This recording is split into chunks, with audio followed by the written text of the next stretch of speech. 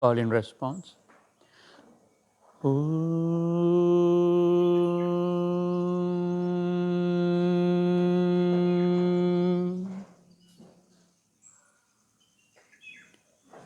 Chant Om.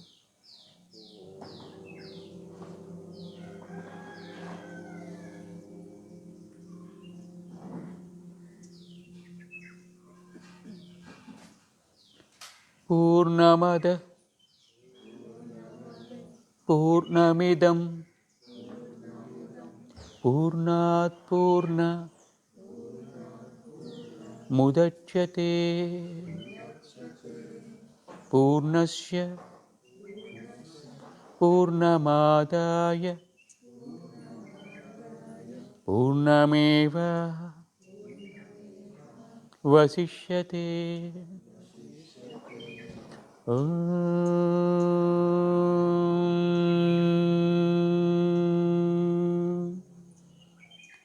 Shanti Shanti Shanti.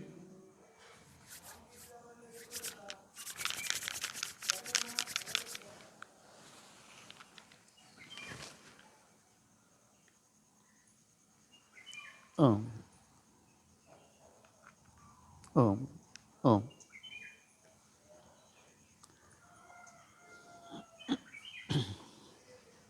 Today I am going to connect you to the Yoga Sutra study written by the sage Patanjali.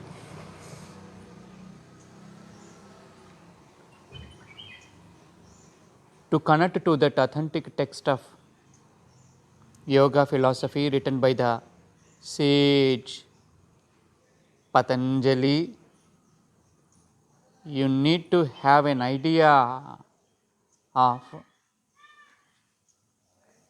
6 orthodox philosophies of India. Yoga is one of the 6 orthodox philosophies of Indian philosophy. So, what are they? You are connecting to that. Look at the board, you can write it later. If you have already written this one, well and good. I understand the concept oriented learning style of Western aspirants, and they are very aware of noting down everything in the notes. I appreciate that you have already written that. There is a difference between Indian students and Western students. Until the teacher says that write it, they are just watching the board, they never write. But here the Westerners, that is the way of learning. They give priority for noting down everything and learning. Is the way of concept oriented learning. The oral tradition with the concept oriented learning brings glory to the teachings. So, certain kind of information which is essential for you, you are writing as notes, helping for you for study, and orally you are listening mainly and absorbing the philosophy. This is what we are doing here. Now look at the board. The Indian philosophy is divided into 2 streams. What are they? Orthodox and heterodox. 6 orthodox philosophies, and as to 6 orthodox philosophies and 2 heterodox philosophies. 6 orthodox, 2 heterodox. What is orthodox? Orthodox means here tradition and culture. What kind of tradition and culture? Vedic tradition and Vedic culture. What does it mean, Vedic tradition and Vedic culture? Is it a religion, or it's a kind of religious belief, or what? Vedic tradition and culture is concerned with eternal cosmic order. That particular tradition and culture, which is not at all concerned with any religious beliefs and which is connecting with that universal consciousness, if you give any name for such kind of tradition and culture, the name of that culture and tradition which is universal in nature, the name of that is Vedic tradition and Vedic culture. The Vedic tradition and culture is connecting us to the eternal cosmic order. Eternal cosmic order. It is called Ritam, Rita. Those who connected to that eternal cosmic order, they were all called as philosophers, they were all rishis, rishi. Those who connected to that Ritam, they were called as rishis. Ritam means cosmic order. What is eternal cosmic order? If all the seasons are balanced, in that balanced environment, we can connect to that eternal cosmic order. If there is balance, all the seasons are there in the body itself. All the 5 elements are there in the body. And if they are balanced, then you can connect to that balance in the universe. And when all the environment is in balanced condition, in that environment, you can connect to that eternal cosmic order. Generally, we are saying that it as India, but the word India is recently we are using the word India. The ancient name of India is Bharata.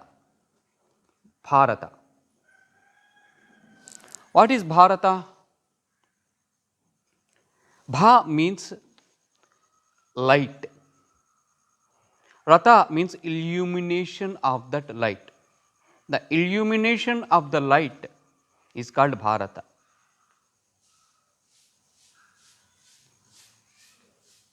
With eternal cosmic wisdom, the rishis, the philosophers are illuminating their light through their soul and spreading that light to everyone. That is the wisdom through which again everyone can connect to that eternal cosmic order and can remain blissful. Those who connected to that eternal cosmic order, they expressed the wisdom beautifully in the language Sanskrit. Sanskrit is the language expressed, it's a beautiful expression coming out from the enlightened masters who connected to that eternal cosmic order. In that Sanskrit, in the language Sanskrit, wonderful sentences coming out and with a pitch scale, with a frequency, they were called as hymns, Vedic hymns. All these Vedic hymns in the language Sanskritam. So all these philosophies are coming from Vedic hymns, Veda, Vedic hymns, from Vedic tradition and culture, revealed by the rishis who connected to that eternal cosmic order from them.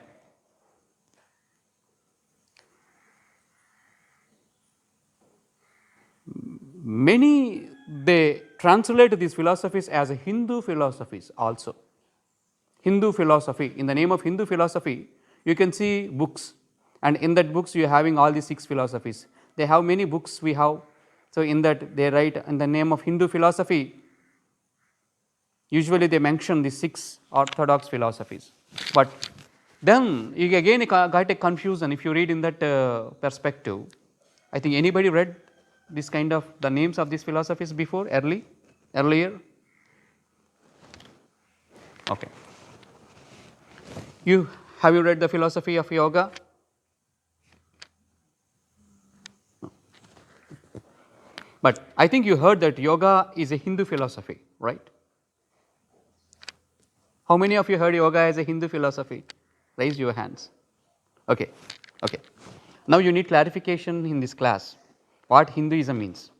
Without that clarity, you cannot understand this yoga philosophy. Yoga is not a Hindu philosophy, my dear friends. First, you need a clarity. And next, Second more information you need to understand is that Hinduism is not a religion. With this clarity, you can go heights. You can, with this clarity, you can shine high, bright. Now, what is Hinduism? Because Vedic tradition and culture is a part and parcel in Hinduism. We say like this. But Hinduism is not a religious name. It is just a symbolical representation of a piece of land. All over the world, there are many rishis connected to the eternal cosmic order. But the land which is very special is that the very particular, very ancient civilization, the land which is flourished is Indo-Saraswati civilization. That is very ancient civilization among world civilizations.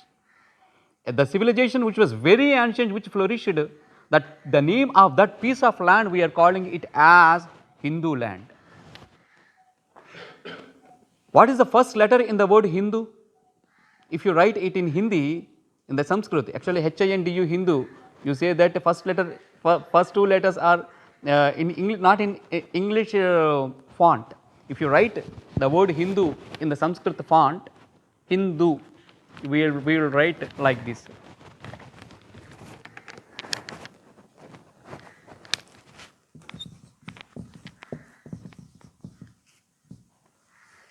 So, the first letter is he, second letter is du. Actually, Hindu, if you make it, it is Hindu. It is Hindu. Hindu. Hindu means this is Hindu. If you want to make it prolonged, actually it is Hindu. This is Hindu. So, he, du. So, these are the two letters. He is one letter and du is one letter. If you write it in English, HINDU, 4 letters are coming here, 4 alphabets. So, he and du. In Hindu, the first letter according to the Sanskrit font, the first letter is he, second letter is du.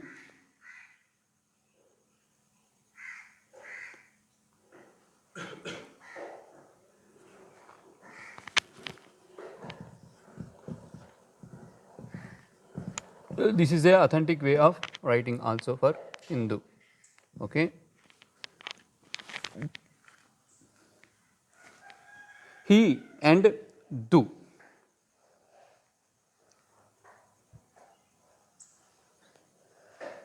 Himalaya Samarambham Indusagara Paryantam Tad Hindu Kadhitam is what explained for the word Hindu by the ancient sages.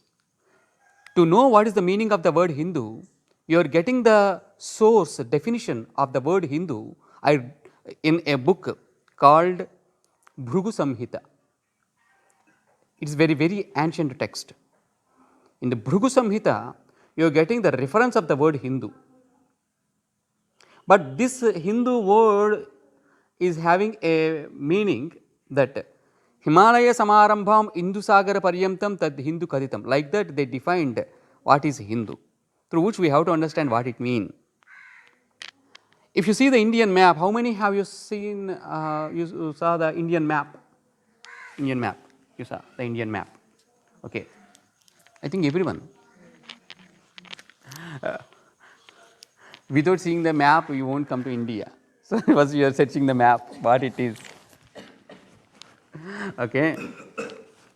What is there on the top of the Indian map? Himalayas. Okay. Okay, Leh, Ladakh, and over that Kashmir, Jammu, Kashmir, and over. So, it is there. So, on the top, mountains. What is there at the end of the Indian map?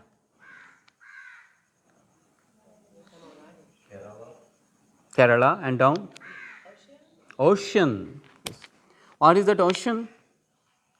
Indian Ocean. So, India is ending with an ocean and opening with mountain. Okay. On the top in India, there are snow mountains. The name of that snow mountain is called Himalaya. Hima means snow. The name for snow mountains, we calling it as Himalaya. Himalayas. and down Indian Ocean. In tradition, we are calling this Indian Ocean as Indu, Indu Sagaraha. We are calling it as Indu. Indu means white. Indu also representing with moon. Okay. So, Sagara means ocean. Indu Sagara. So, just for the transparency of the water, we are calling it as Indu Sagara, Indu water, Indu ocean. So, titling that ocean having a very ancient name of that Indian Ocean as Indu Sagaram, Indu Sagara, Indu Sagara. So, Hindu means it is that just it is the word derivative that we have to understand it as. If you see Himalayas, the first letter in the Himalayas is what? He. What is the last word in Hindu? Do. Add these two words. Top Himalayas, the first letter is he.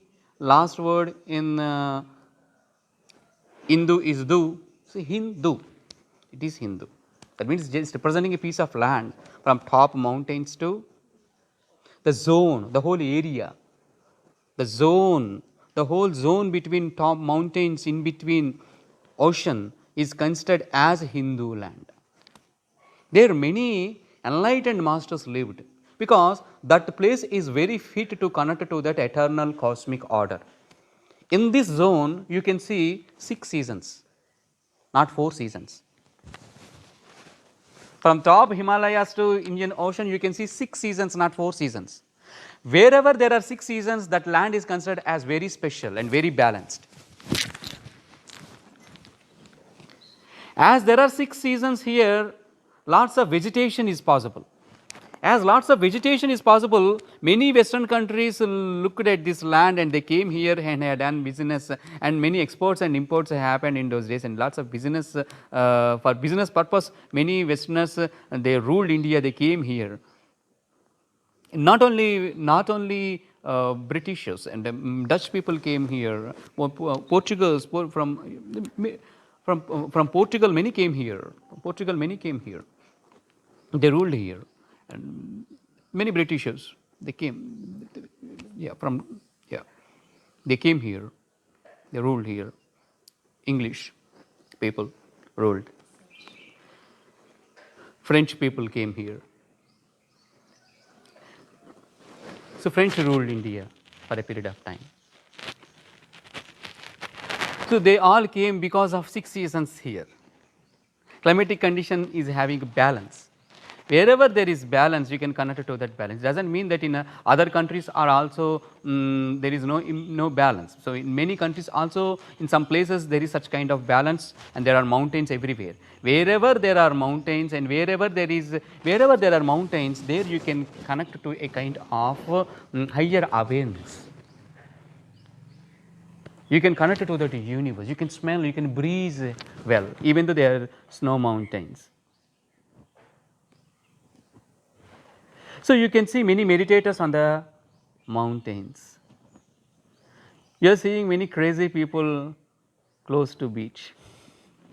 It does not mean that those who are meditating at the beach sea level are not meditators. It is not like that. It is always a combination of mountains, and see, close to that beach there are mountains here also around. There are many mountains. So, it is a nature's law. It is a nature's law. Where there is a sea, there again we see a mountains, and it is a nature's law that you cannot understand. Nature itself balances everywhere. Nature is having, the name of nature means balance. It balancing all the time. If you connect to nature, you will be balanced. Wherever natural balance is naturally there, and in that particular nature, if you meditate, so you can connect to that higher balance. So, they were enlightened masters, all they connected to that eternal cosmic order and revealed the Vedic tradition and culture. From that Vedic tradition and culture, 6 wonderful philosophies coming out. What are they? Nyaya is the first philosophy. means philosophy of logic. The speciality of Vedic seekers is that they are not bringing a fixed rule and say and not communicating this knowledge to the group of people or somebody else strictly forcefully. They are not imparting that knowledge. No, that impartition of that knowledge is very flexible, and such kind of flexibility, rational open mind is there in the mind of seekers in those days. But now we are rigidly following this kind of philosophies with ego and studying and fighting. My philosophy is superior than your philosophy, and your philosophy is superior than my philosophy. Again, if the philosophers fight like this, there is no purpose of philosophy. Philosophy is that by the philosophers, they having with a rational mind expressed this beautifully. Knowingly, unknowingly, we are all connecting to that Vedic tradition and culture, my dear friends, because we are all connected to the universe.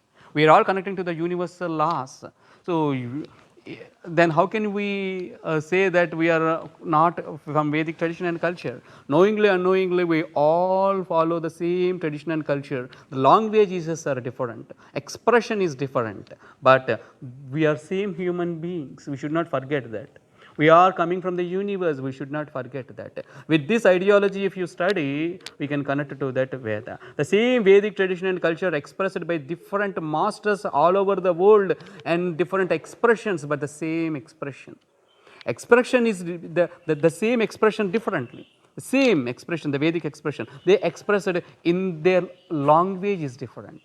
But the soul expression is same, but the word expression, the worldly, the wordy expression, not worldly, that is different.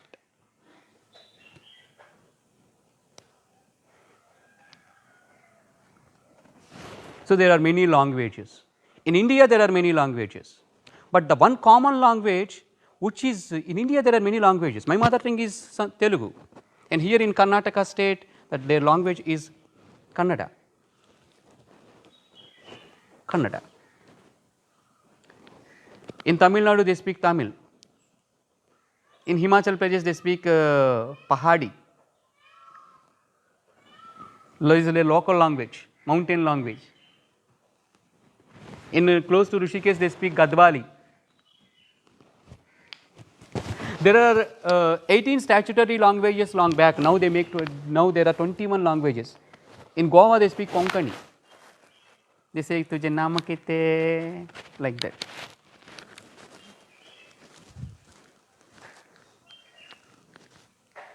There are many languages.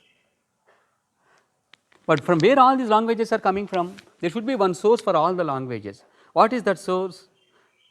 So, the source for many languages, not all I am saying, but for many languages all over the world, not only of Indian languages, for whole world I am saying, for many languages all over the world, even for English, especially for English also, the source language, the mother language is there. The name of that language is Sanskritam. The language Sanskritam is the mother source for many languages, even for many foreign languages. Yes. So, knowingly, unknowingly, we are all connected to the language Sanskrit, but we do not know that we connected.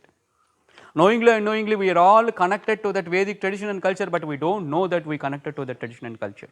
Now, with awareness, you are connecting. That what we are doing with here in this philosophy class. With awareness, you are learning everything. Now, you have to ask me a question, how to prove that? How can you say that the language Sanskrit is that the language which is the mother for all other languages also? I am saying that it is not for all languages, but for many languages, it is, yes, it is the mother. In India, there is a language specially evolved, Tamil. Tamil is not the language completely from the language, from the Sanskrit, language Sanskrit. It developed its own, even in India. Like that, there are some languages developed by their own. Now, let me bring some similarities for the universal language what we are speaking here for our communication is English. So, let me bring comparison for the language English with Sanskritam. Then we will understand how similar the language English and Sanskrit are. Okay? English. We say in English the word brother. What it is in Sanskrit, you know? We call it as a bhrata. Now you are calling brother as bro. Bro. Brother. Bhrata. Brother. Bhrata. How similar? We say the word mother in English. What it is in Sanskrit, how we speak, you know? Mata. Mata. Mother. Mata. Mother. Mata. We say octa, that is coming from asta. We say septa, that is coming from sapta. We say decimeter, deci, this is all coming from dasa. Dasa means 10, septa means 7, asta means 8. From where this septa, octa, desa, all these things are coming? From the numerology what the ancient seers mentioned.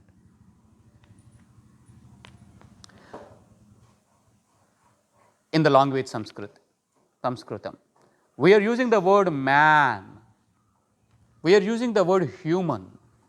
Do you know from which source this word human and man coming from? The base for this word is Manu. From the word Manu, the word man coming into force. Manu is considered as the first human on the planet Earth. Manu is the first human on the planet Earth.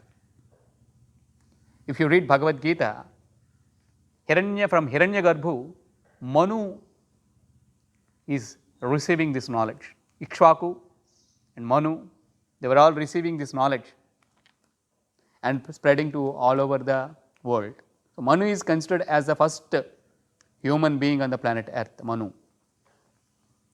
From which the word man coming, mythological expression it is. So, first it is just representation of a man.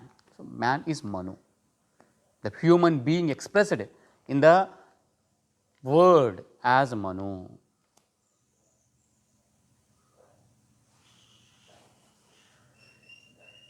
Like that there are many words.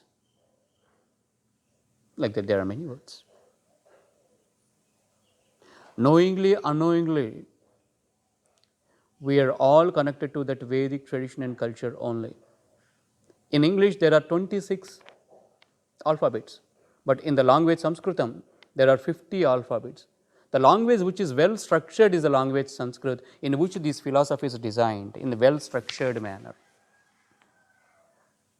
Word etymology and word philology you will experience here in this language. In these words, if you just read them also, it is like yoga, they are bringing balance. There is yoga everywhere in all these 6 philosophies.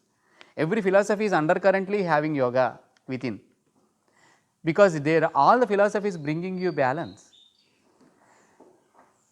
Said the word Sanskrit itself, the language Sanskrit itself is blissful. If those who are chanting, who are learning Sanskrit, they are living for a long time. It is the scientific research saying that. Why?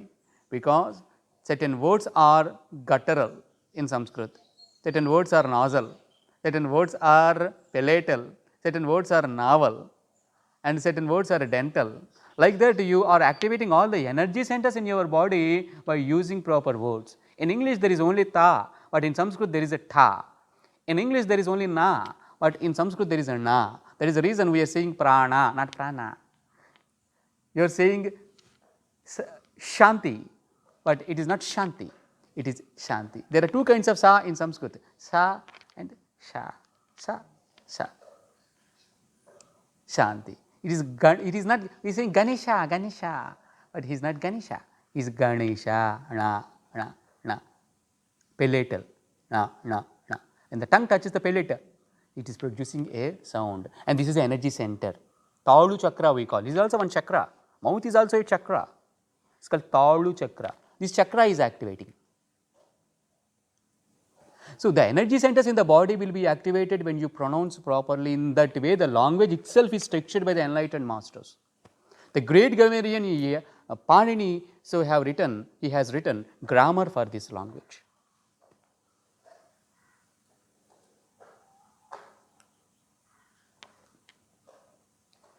Yashka Yogi, he compiled wonderful dictionary for this.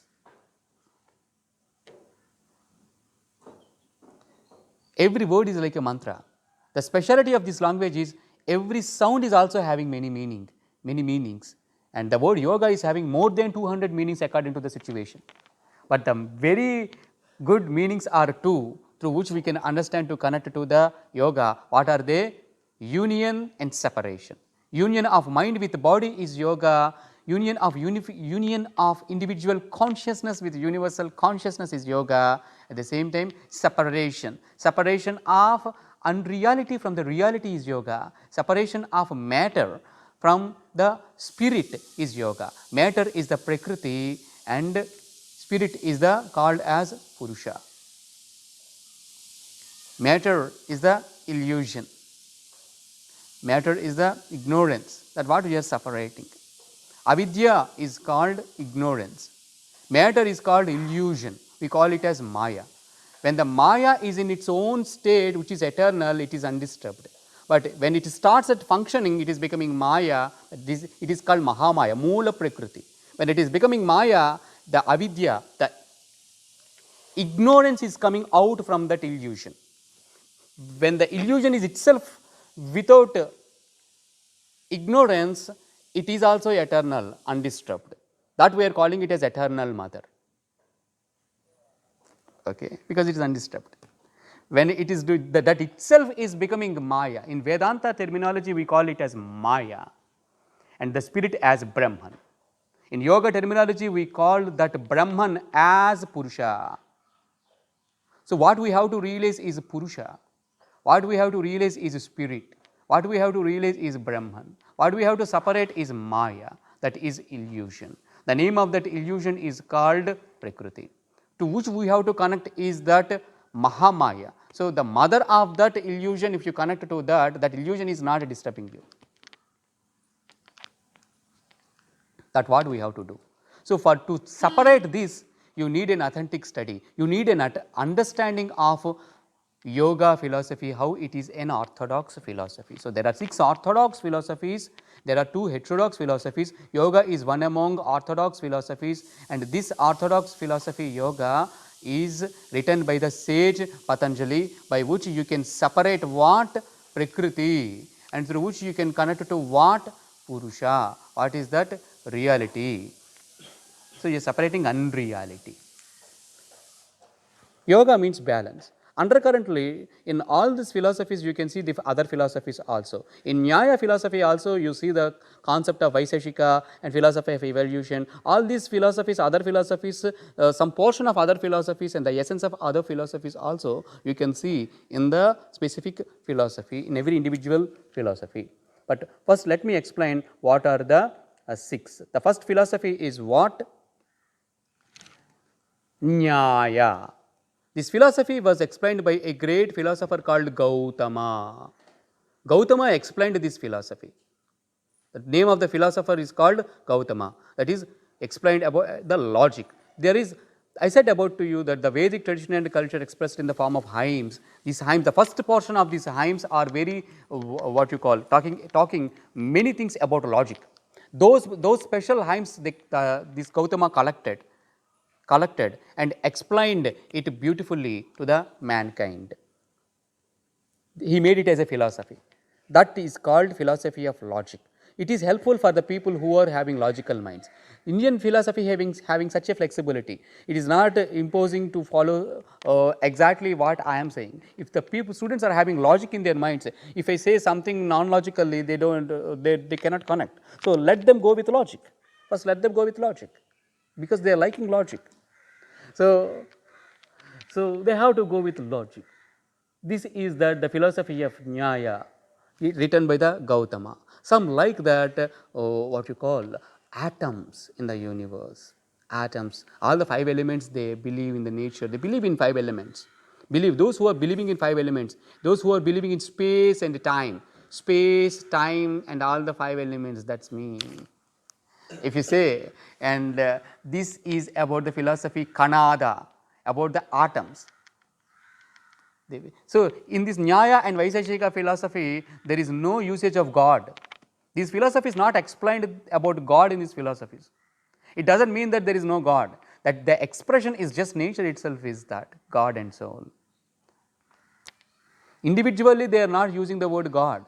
We are all thinking that Vedic tradition, if Hindu philosophy is everything talking about God and God, then this philosophy is not using the word God. The only 2 philosophies which used the word God is Yoga philosophy and Vedanta philosophy. But the expression of the word God also very special. That is, they are connecting to soul in the name of God. And finally, in the beginning they accepted the world. Finally, they rejected the world also, because world is unreal. Because the world what you are gazing is unreal, because the world is there in the mind. Mind is unreal. Why? Because the mind is just coming out from the illusion. So it is unreal. It is unreal. As because of mind, we are feeling that this world is real. The same world is there in the dreams also. Yesterday I have given you examples of dreams. The maximum time period of a dream is 30 seconds, my dear friends. 30 seconds the dream will come and will go. And generally the time period of a dream is 2 seconds. In 2 seconds we are thinking 100 years. We are experiencing 100 years in just 2 seconds. How it is happening?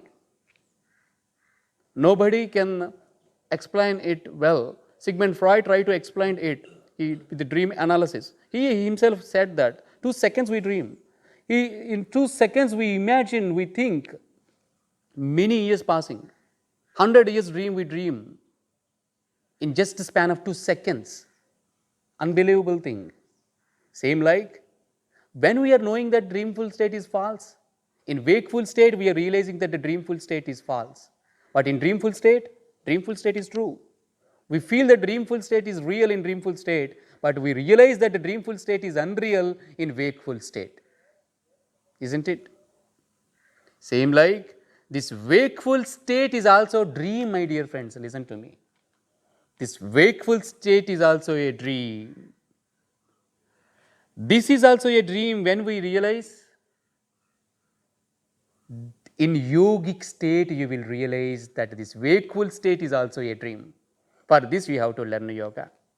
For this, we have to connect to that orthodox philosophy. What that yoga philosophy is saying to you, this wakeful state is also a dream, is what the yoga philosophy is conveying you, the final message.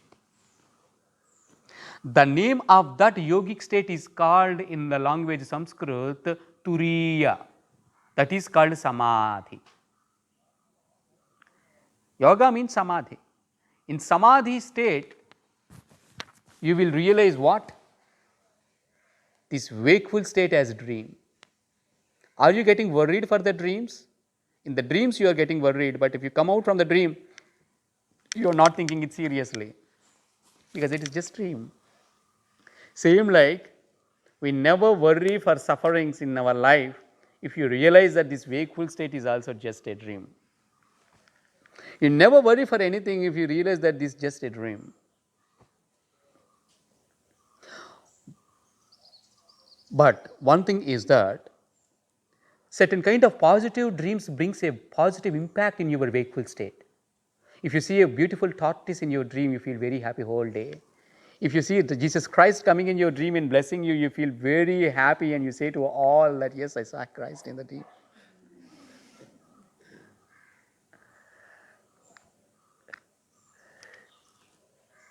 So positive dreams having a positive impact in the life. Same like a positive lifestyle is having a beautiful impact for you to live happily in this world, through which you can connect to yogic states of mind. There you can going beyond mind. Okay.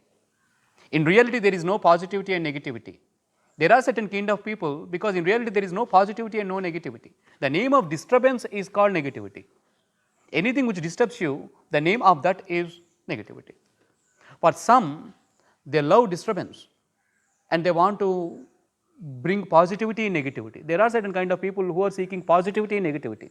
For them, negativity is positivity. And for such kind of mindsets, what is the answer? Is a question.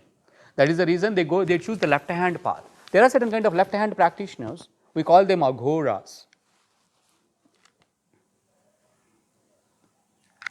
Have you studied anything about aghoras? Aghora? No. Okay. That is a different science. Now I am coming to the point. So in what we are seeking now is positivity, because we are all the truth seekers and we are following the right hand path, and Patanjali the yogi followed the right hand path, and I am following the right hand path, and I am sharing that right hand path for you. So we are all seeking positivity in our life. So in this positivity, beyond positivity, we are going beyond positivity also. In 100% positive state, we are experiencing first level of samadhi. If we go beyond 100% of positivity, we are experiencing second level of samadhi, that is also yoga. So 100% positivity is yoga, and beyond 100% positivity is also called yoga. That is called liberation. That is called enlightenment. Okay. All the philosophies connecting you to that enlightenment, finally, you will realize. Because one philosophy, if you connect to one philosophy, that connects you to other philosophies finally. Because for all the philosophies, finally merging into the sixth philosophy, that is called Mimamsa 2. Mimamsa means questioning. What is the enquiry? What we are enquiring for? Soul. If you inquire for the soul, it is that philosophy of, if you inquire for the soul, it is becoming the philosophy Uttara Mimamsa, the sixth philosophy. It is called Vedanta philosophy.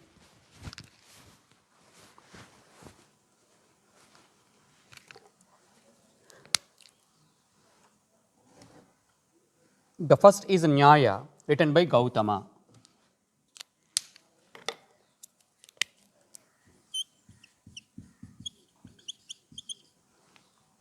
The second philosophy is explained by Kanada.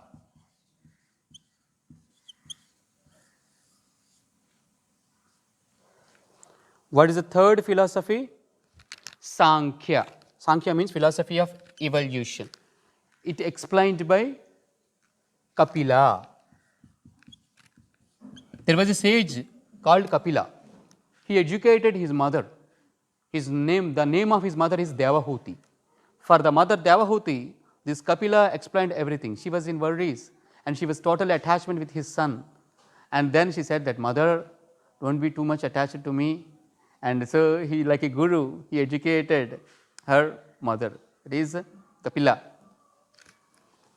Okay, Buddha followed this Sankhyan philosophy. You can see the essence of Buddhism based on this Sankhyan philosophy. In this Sankhya philosophy, they are not using the word God. No. So Buddha very cleverly, without using the word God, explained the Sankhya philosophy. Sankhya means number. So this philosophy is based on number. This philosophy was very motivated, the Greek philosopher also Pythagoras. Pythagoras well read this philosophy. By reading this philosophy, he made a wonderful philosophy called Pythagoras. I think you heard about Pythagoras, right? The base for Pythagoras philosophy is Sankhya. These six philosophies influenced many Greek philosophers. And yoga philosophy. Philosophy of yoga written by the sage Patanjali.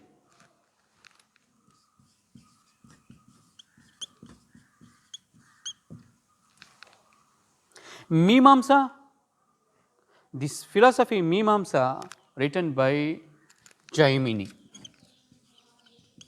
There are particular hymns in the Veda which are connecting to the duties and responsibilities of a human being. And what are the 6 kind of ceremonies we required for our progress in our life? After immediately a baby borns in India, they do the Jata Karma. That means they make a horoscope of that baby. And after that they go for what you call Chaula Karma. And after that they go for Kshora Karma. After that they do, this is karma. They talk about the karma theory. The karma, about Shodasa karma. From birth to death, there are 16 ceremonies are there. Unknowingly, all over the world following this kind of ceremonies. So, in Western world also, the women when they get conceived, they following a process called baby showering is a process, right? Baby shower is a process. So, when the woman is conceived, so the lots of gifts are giving to that woman who is conceived. That baby shower is a process is there, right? Yeah, that baby shower process is, we call it as Simanta in the ceremonies explained as a rights and response like that. That means how can we live happily in this world by proper actions? What kind of actions make you holy? What kind of holy actions make your life beautiful? And how to live? How can you live happily? With awareness. For this, with awareness, so 16 ceremonies are recommended. The last is Antyesti. So, if a person leaves the body, what to do? So, 11 days to 13 days explained as a mourning days. So, that the soul entering to the upper planes, how the soul traveling by leaving the body to different planes in the universe. That was a very big science called as Antyesti, is the 16th ceremony. Like that, so the Upanayana at the age of 8, how you are getting, there is a process of thread marriage. Thread marriage in the sense, just they are celebrating thread ceremony. It's not a marriage, it is just a thread ceremony. Thread ceremony means he should be distanced to marriage. A person who should be distanced to marriage for a period of time is called thread marriage, not marrying. So, at the age of 8, they are getting initiated into the right ear, the Gayatri mantra. So, how many letters are there in that mantra, that much time they have to do. At the age of 6, at the age of 8, at the age of 8, they are giving this thread ceremony. So, I got the thread ceremony at the age of 8 from the Vedic rituals. I got this ear by papyrusing at the in the very young age. Is called Choda Karma. And this is called Kshora Karma and Shikha Karma, and this is all at the age of 3, 4. So, from that we are carrying this kind of shikha and keeping, maintaining. So, this is all not a ritualistic but not religiousistic. This is, there is a higher awareness in the actions to make the person holy. If you understand it just religiously, there is no essence in it. So, every religion is having wonderful spirit in it. All over the world there are beautiful religions. We have to love that religions, because every religion is having a set of discipline and beautiful ceremonies and action in it. These actions making that religion holy. So, that holiness in that you can connect it to that spirituality. So, the holiness in every religion making you spiritual, but without understanding that holiness, and if you just rigidly following that rules and regulations, and if you make your mind rigid, and if you forget the open mindedness, and that makes you what you call rigid, that makes our mind non-rational. So, what we need is a disciplined religion is not wrong. A disciplined religion is not wrong. So, that is the reason all worlds following in the name of religion. So, which is that what the Bhagavad Gita saying, Swadharma is always best. That means the place where you born, according to that energy, first you have to learn that from the place where you born, the culture. Every culture is beautiful, that culture, that tradition, because every culture is having beautiful values, tradition, structure and all that you are learning. After that, from that you are learning many things. Whenever they are designing such kind of value structure and tradition, means it's having a purpose, it's having a tradition. According to your energy, you're born there. So first understand that, and through which you can understand many things.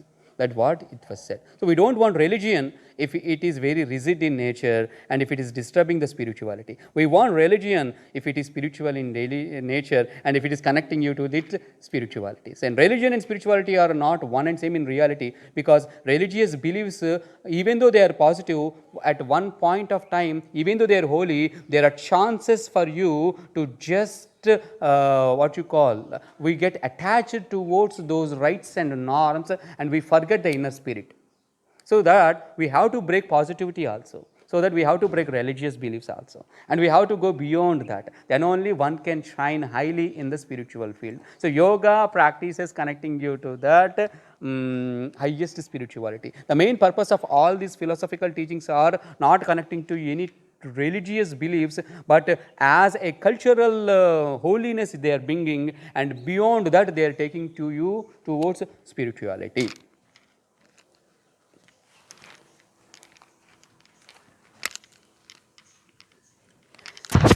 Mimamsa 2.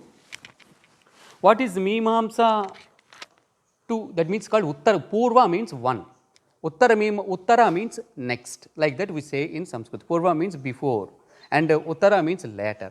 So the first part of Veda is mainly talking about different rules and regulations responsible for a person, because for a discipline, to live a disciplined life, we need certain kind of discipline. But after how much time we follow the same discipline, after getting advancement in the discipline, we have to shine high. We have to go heights.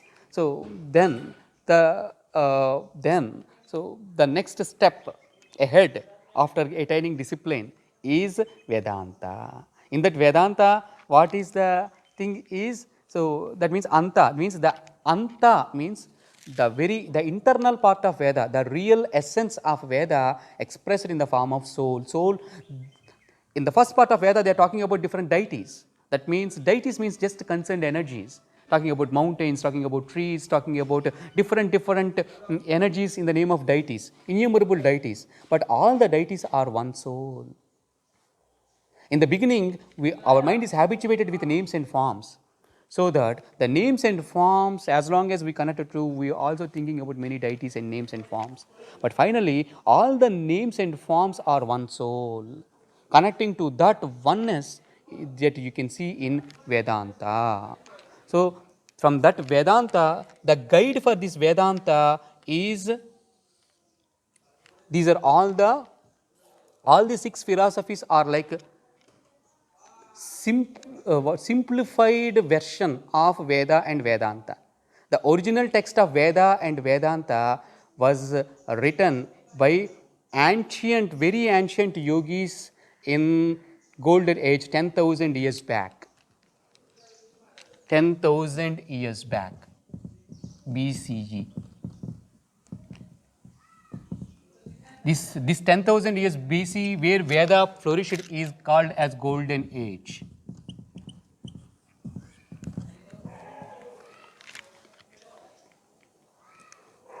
This is golden age. This 10,000 BC. And later on, many philosophers explained this same Vedic tradition and culture according to the time they expressed that in their simplified versions. And this orthodox philosophies, they explained in the time period from 4000 to 2000 BCE time. These orthodox philosophies, the time, and also after 2000 to now, this is the time. So the time after 4000, the time from 4000 years before Christ to now, if you look at, and mainly these philosophies, they emerged in between 4000 BCE to 2000 BCE.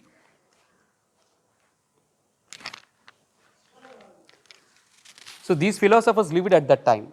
So these are the simplified versions of Veda. So the first part of Veda, what you want to understand, that they collected the rights and duties and explained by the Jaimini in the name of Mimamsa 1. And again there is Vedanta in the form of 109 beautiful texts called as Upanishads. All the Upanishads explained very beautifully in the name of Brahma Sutra. The name is called Brahma Sutra because Vedanta is talking about Brahman as pure consciousness. So they have written Brahma Sutra for understanding Vedanta. So understand Vedanta, what you need is Brahma Sutra. It's a simplified version of Vedanta. To understand all the 108 Upanishads, you can also go through Brahma Sutra. If you learn Brahma Sutra, you can understand what is the essence of 108 Upanishads. Like that, to understand what is really explained in yoga, what is really explained in yoga, in Vedas, Vedic time, to understand that you need to go through a beautiful philosophy called yoga, explained by Patanjali. What kind of title he has given? Now our topic is yoga. Among all these 6 philosophies, our topic is now yoga. We selected yoga as our topic. To study yoga, you also need the study of Sankhya. This is called philosophy of evolution. Sankhya means 20 number. That means 24 principles. Here we are explaining, and the 25th principle is pure consciousness. What are the 24 principles? The first principle is here Purusha, spirit. Second principle is matter, and from which the principles evaluated are intelligence, mind, ego, and from ego 5 sense organs, and 5 motor organs, and 5 powers of senses, and 5 elements. If you count all these things, they are becoming 24. And so it is just not you're keeping all these things in your mind, just you're relaxing. But what is there, just I'm giving you an idea.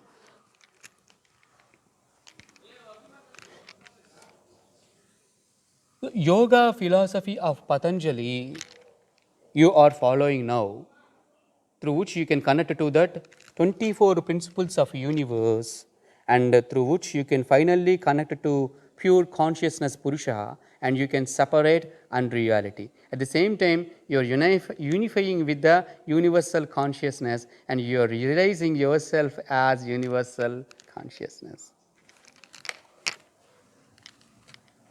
Can I erase this one? And I am not talking about heterodox philosophies now, but the heterodox philosophies are Buddhism and Jainism. Buddhism explained by Buddha, Jainism explained by Mahavira. At the time when the Vedic tradition and culture is in crisis, when people misunderstood this Vedic tradition and culture as religion, and many what you call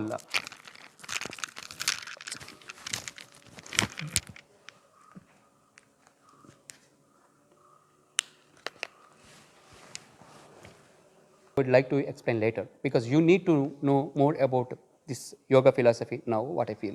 So when this Vedic tradition was in crisis, at that time this Buddhism and Jainism, they explain the same Vedic tradition and culture in different expression. That's what you need to know. But later I will explain what happened long back, what kind of crisis it was, and how they explained that differently, and all these things. Not now, not in the class. Later, in the next class. Patanjali explained to you.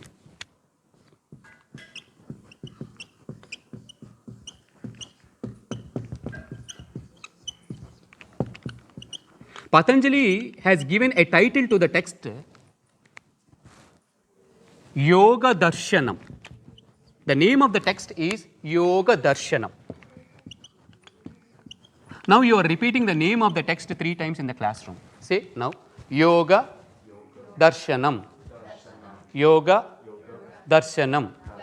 Yoga Darshanam. What is meant by Darshanam?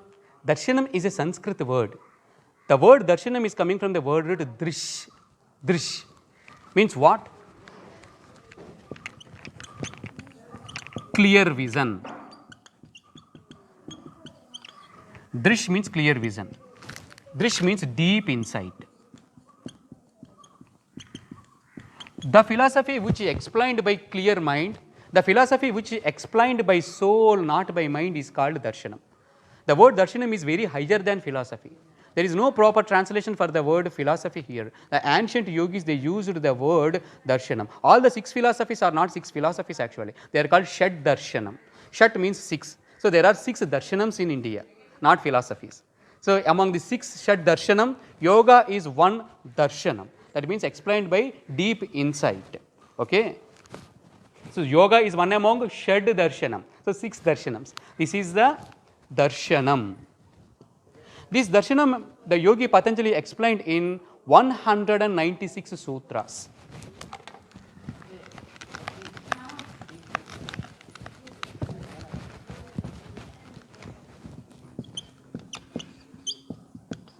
What is sutra? Sutra is having a meaning called thread. Sutra is having a definition. Alpaksharam asandigdham saravat vishwato mukham astobam anavadyam sutra sutro vido viduhu. This is the definition for the word sutra, from which we have to understand what sutra is. Alpaksharam, that means a word. Sutra means it looks like a short sentence. If you translate the word sutra in English, many translated it as aphorism.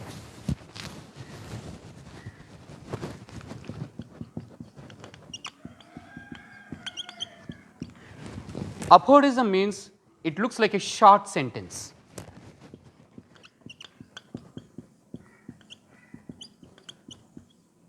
Alpakshara means it is, the sutra is a short sentence with a few words, but well structured sentence it is, and having very deep meaning inside.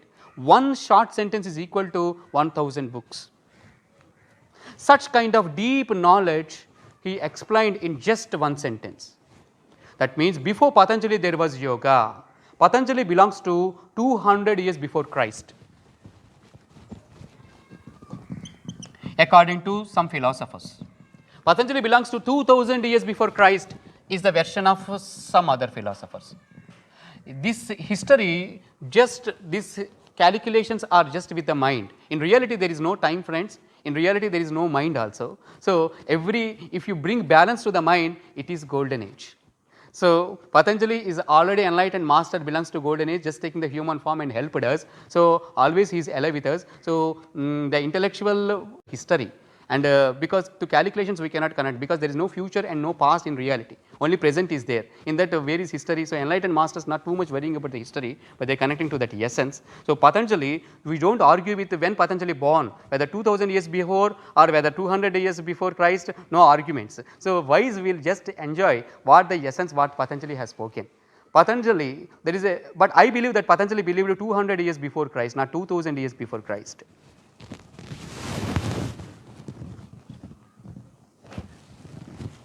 And this Patanjali has written 196 short sentences to explain yoga. Before Patanjali, there was yoga in the name of Bhagavad Gita, that explained many thousand years before Patanjali by Lord Krishna to Arjuna. Before that, there was yoga in the name of Yoga Vasistha, explained by the sage Vasistha in the name of to his disciple Rama. Before that, there was yoga in the name of Vedanta. Yoga you can see in Vedanta. Yoga you can see in Veda. So yoga, the very original text for yoga is Veda and Vedanta. Later on, the same yoga explained in the name of Yoga Vasistha, the same yoga explained in the form of Bhagavad Gita, the same yoga explained by the sage yoga beautifully, well structured manner in the form of sutras. Sutra, Yoga Sutra. Yoga Sutrani, we have to call like that. Yoga Sutrani is the best way. So we are calling it as Yoga Sutra. So what is Sutra? How to understand the Sutra? We will go through tomorrow. There are 4 chapters in this text. The first chapter is talking on Atha Yoga Anusasanam is the first sutra. Yogas Chitta Vritti Nirodha is the second sutra. This text is speaking about Ashtanga Yoga, 8 limbs of yoga, what you are going to follow for all the classes, and you're connecting to that 8 limbs of yoga for connecting to that bliss. And all these things are happening from tomorrow. And next week, whole week, I will be explaining that to you. And tomorrow I am getting the outline of this book and structure, how to study and everything. Next week the whole study of these 8 limbs of yoga you are getting. This is a very authentic study you are doing here. And we are concluding the session with one Om chant. Om.